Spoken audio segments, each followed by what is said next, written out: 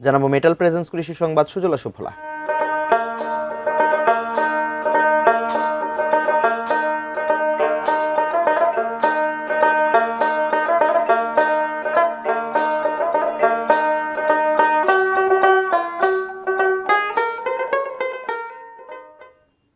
আধুনিক মালচিং পদ্ধতিতে করলার চাষ বাড়ছে জয়পুরহাটে। সনাতন চাষাবাদের চেয়ে খরচ কম হওয়ায় এ পদ্ধতির প্রতি ঝুঁকছেন জেলার কৃষকরা। জয়পুরহাট প্রতিনিধি রফিকুল ইসলাম রফিকের তথ্য ছবি নিয়ে ডেস্ক রিপোর্ট।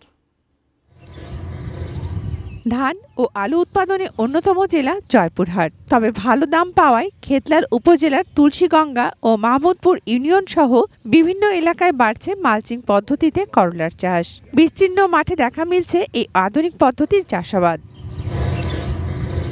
কৃষকরা বলছেন, সনাতন পদ্ধতির চেয়ে মালচিং প্রযুক্তিতে উৎপাদন খরচ অনেক কম। বাজার দর ভালো থাকলে প্রতি বিঘা থেকে 2 থেকে 2.5 লাখ টাকার করলা বিক্রির আশা কৃষকদের।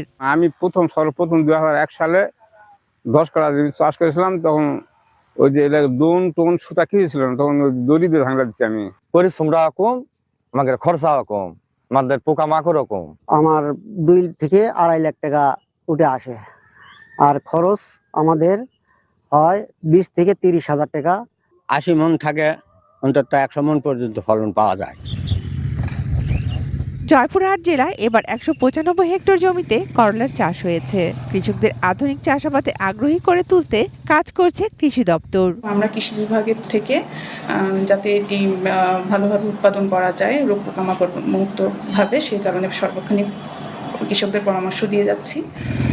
Shakila Aziz, desk report, ATN news.